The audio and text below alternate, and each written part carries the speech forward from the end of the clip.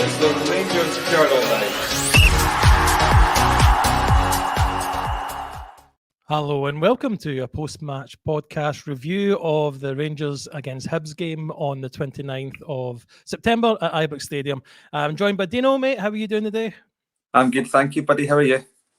Yeah, it's a lovely sunny day where I am here. As I was just saying to you before I came on, I've been chopping wood this afternoon, so sore arms in between watching the game, that is. Yeah, it's pretty crap here, to be fair, but Is however, it? No, glorious sunshine I've got here. But folk aren't here to talk about or to listen to us talk about the sunshine, mate. We're talking about the game today. So I'll go through the starting lineup to get that out of the way. First of all, obviously, Super Jack Butland in goal with Jeff Day, Proper, Suter and Tavernier as our back four. Nico Raskin coming in for Diamande, who I believe has picked up some kind of injury with Connor Barden. Ross McCausland, first start, I think, of the season. And Tom Lawrence, Czerny and Igaman up front. What did you think of that starting lineup, mate? I was glad to see McCausland and Igaman start, to be fair. But I feel these are probably the type of games that you want to be sort of getting them playing at this stage of the season. And obviously with Dio being out and Raskin filling in, I was pretty content with it, to be fair. What about yourself? We bit surprised that Igaman I wanted to see start. I just didn't think he would do it in this kind of game. You know, Hibs haven't particularly started the season well. I think they've only won one game, a couple of draws, a couple of defeats. So but they always come to Ibrox and you'll want to play. So a wee bit surprised because Dessers is on form, but as you say, mate, we need to be able to start these players because, you know, been reliant too much on Dessers the last, 10 months, but been the only option playing 90 minutes. So him getting a rest for me was a good thing.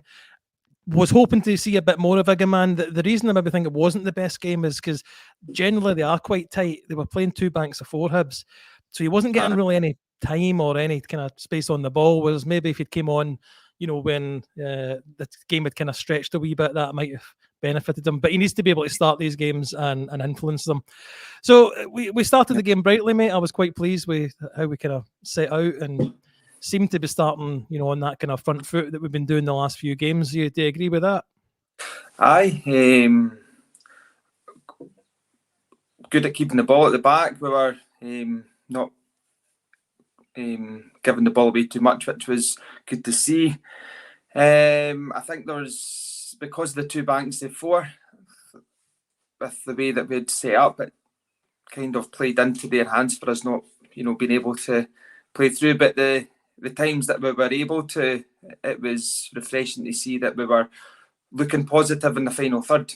And something I think it's been a miss recently is that sort of, getting the ball in decent positions, and there was a lack of optimism there. Whereas I felt today that, every time we were in the final third, I thought, we definitely could make something happen in the first half.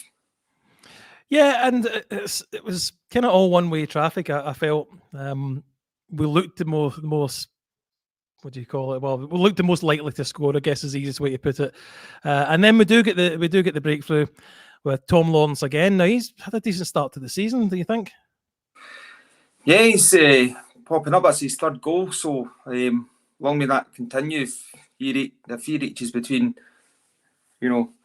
7 and 10 goals this season, I think that'd be a pretty good return for him, given the sort of history that he's had at the club and the criticism that he's been, I guess, rightfully or wrongfully subjected to. But I was watching that before he'd scored, and he wasn't. I think he's been told just to manage himself better in terms of closing down, because he doesn't have the legs nor the engine, and been told to I think that's what I was picked up from today, that he's been told to manage his minutes a bit better and pop up at the right moment to produce moments of magic like he did today to great effect. So yeah, because I think it's clear to see that he's lost whatever pace that he did have after that injury, and his fitness always seemed to be an issue with me previously, because he just looked knackered constantly throughout the whole match. But today, I think he was a lot more controlled in terms of his what he was doing in the game. Well, he was a wee bit of a surprise start for me because I thought maybe he would have been kind of rested for this game, or at least come on in the second half. But we can't really say anything other than what a fantastic finish it was. He gets the break of the ball, cuts in, and bends it round the defender and round the keeper into the kind of top corner. Obviously, with VAR nowadays, there's never really any kind of relaxing after a goal unless it's even a penalty, for instance. But instantly the flag goes up and you see, he puts his head in his hands and he's thinks is going to be ruled off. But quite clearly from the replays that get put on, right away on the TV at least, it was a good bit onside for me, and I didn't think it was particularly close. And then when we get the lines drawn and we see it after the goal's awarded, it wasn't close. Probably a couple of feet he was onside, wasn't he? Aye, it was clearly onside, but in defence of the linesman, I think he was right to call it. It's one of them where it was that that tight, and I guess the safety net of VAR is that if it is onside, then the goal will be given, and that's one of the things that I liked, that he was his reaction. He was automatically thought that he was offside, and then must have been a right wee good buzz for him when he realised it was the offside. He looked relieved. He definitely looked relieved. All the players went around him. But there was a wee bit of I don't know if people were at the ground will be aware of this, but there was a wee bit of they'd obviously ruled it onside, and then they went back and asked the referees his opinion on the previous kind of challenge, whether that was a foul in the build-up. For me, it's a coming together. I didn't really see much in it. Was it a wee bit of worry to you? Do you think there was nothing in it? Nah, I generally had no quarrels with that at all. No. Well, it was an eventful first half. We did dominate, and then at the very end of the first half, Hibs have a very strong claim for a penalty, and of course it goes to VAR. We've seen it slowed down. I think definitely by the rules of the game, I'm not going to argue that it's a penalty. I also think what can you do when you're going to clear a ball and your arms there? There's a slight movement. The commentator said that he maybe moves his arm up slightly. I don't know if that's I'm not that I played at a high level, but I played in defence, and I don't know if you can control your arm to that degree in that kind of split second. What was your view of the penalty?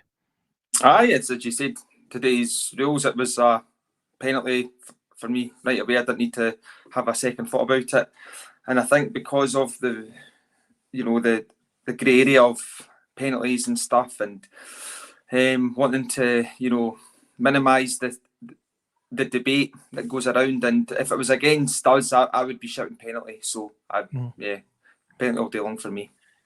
Fair enough, mate. Fair enough. But so penalty itself, now you might. I've never taken I've taken a penalty, but never one as important as a Premier League game. But the stutter and run up, I'm not a fan of that. I think Neil McCann said in the commentary that it gives you less power in your shot if you delay your kind of run like that and pull out of a sprint and then try to feign the keeper.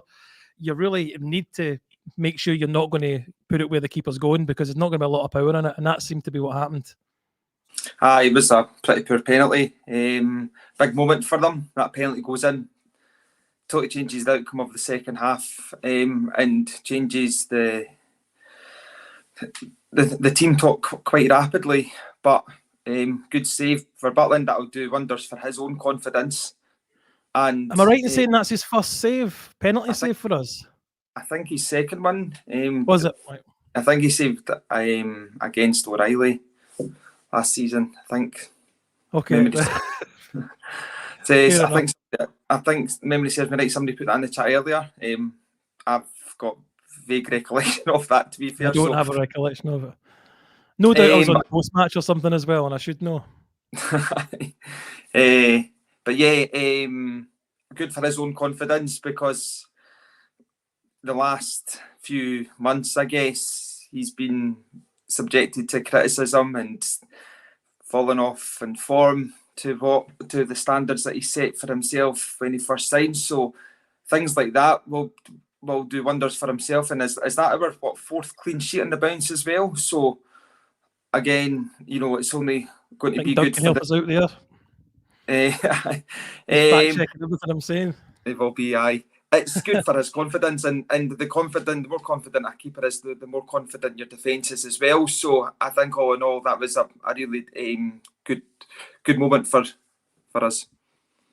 And he was just as happy as when a striker scores a goal, wasn't he? He was banging on the ground, screaming his head off. It was good to see. And he made quite a few. There was one a deflected shot went down to his bottom corner, and I'm thinking McGregor wouldn't have saved that, and neither would Big Wes. He was always kind of susceptible to bottom corner shots. So great that he was getting down to parry that one away, because that, even though it took a defence, it could have been a goal as well earlier on in that game. To be honest, mate, I felt it was definitely a game of two halves, because I don't know if the penalty miss riled up Hibs. They came out the second half, and I don't remember us having any major moment, 5-10 minutes of dominance in the second half. It seemed to be we'd get the ball out of our area, and then they'd be coming back at us again. How comfortable were you in the second half? I was not comfortable at all. It was one of those, I was thinking, a goal's coming from them, a goal's coming. Just the kind of feeling that we've had before when Rangers have been in similar situations. So historically, the opposing team would have scored, but thankfully today they didn't. And I think maybe with a bit more composure on the ball from them, Dwight Gale was unlucky. And yeah, we lost control of the game in the second half. They were in control, and if they'd scored, obviously we would have been gutted, but a draw wouldn't have been, it would have been a fair result for them, I think. Yeah, and I'm pulling up a comment there that's pulled me up by AJ, that the penalty miss wasn't what riled them up. It was the taking Raskin off. What did you feel about that defense? That kind of decision to take off Raskin, because I thought he was having a decent enough game. I thought he was best game I've seen him play for a long time in that more advanced position. He was brilliant. He was brave. He was, your box-to-box midfielder that you want. He made a very good. He ran back and made a very good tackle for a corner. So, and he seemed quite effective as well. And going forward, and I thought he was one of our better performances in the first half. And when I came back into the living room and I'd seen the changes, I was just like, all right, okay, one of them. But I don't know if that's maybe a defensive, precautionary thing. If we go to Thursday and Dio is maybe still nursing a knock and, maybe wanting to keep Raskin fit. I don't know if it's maybe something to do with that, but he didn't seem to have picked up anything to make me think it was an injury concern. But however. Yeah, but I guess I've not heard any post-match interviews regarding that to say that he was coming off to be managed or he'd taken a knock or anything. So I guess we wait and see on that. Let's talk about the subs for a wee minute, mate, because obviously there's a few substitutions. An interesting one was the team were breaking away, and Czerny kind of does he pass it back or something instead of just turning and going with the ball? I think he plays a pass back, and the fans did not like that at the ground. And he made, I didn't see it on TV, but they referenced it saying that he made a bit of a gesture towards the fans. I was then worried a few minutes later when we found out he was coming off, because remember the kind of, reception Dessers was getting last season. I was hoping that wasn't going to be like that. And to be fair to the fans, he got a clap off, a wee bit of a chat, a wee bit of extended chat with Clement at the side. Today, I felt, and I've been feeling this for a wee bit, mate, as much as he can do things, he just seems too predictable. Always just cuts back in on his left foot. And it seemed like teams have already woken up to that. Oh, yeah. It's frustrating for me because he's definitely got the ability. He's very good technically. And you can tell he's actually quite an intelligent player. He played one amazing diagonal pass it was a beautiful pass, but in terms of when he's got the ball at his feet several times, doesn't matter if we're playing domestically or in Europe, he's getting the ball and he's coming inside and he's running into three players. It's like just a wall of opposition, and you think to yourself, like, what are you like trying to what's going through your brain to think that you can actually beat the the press from the defence that's crazy that he's consistently doing it. And that was one of my biggest bugbears with Scott Wright. He was forever running into opposition players, and I feel that Jenny's actually reminiscing that for me. So I would like to see him being a bit more direct, going down and getting to the byline, and playing the ball over even with his right foot. But yeah, hopefully Clement can tweak that out of him. We'd spoken to in one of the podcasts before, or just as he signed, and I think I asked one of the journalists we're interviewing, could he play on the left, because obviously he's left-footed, and apparently that's not really an option. That's not what he's ever been played before, but it seems like, as I say, a bit too predictable, always having to cut in. In fact, I think there was one in the first half where he refused to go on his left, and Ross McCausland, I think, had to take it on, and I think we got a corner from it. But I've not watched the game back. I don't know if it was his fault or it was a block or whatever. But I'm just like a wee bit worried. I was hopeful he was going to be one of our main players. I just feel this team looks still to be short of a couple of starters. Obviously, with a great result the other night there, but in games like this, we're not putting teams away. Unfortunately, Egeman didn't really get a sniff at goal. He comes off around about the 60th minute. Dessers comes on. I think he makes more of an impact than Egeman does. Obviously, he's a ball cleared off the line by a great save. Also doubtful, headed it down in those situations. It's I don't know. I'm not. No one, it's a good save by the goalkeeper. Let's face it. But the other substitution I wanted to talk about was the enigma as Kieran Dowell. For me, mate, he's about as much use as the indicators on a BMW, because what does he actually do? He doesn't really get used in any kind of meaningful way. How did you think he done? Again, it's again another sort of waste of a jersey type performance for me. There we go. Comment just come up there.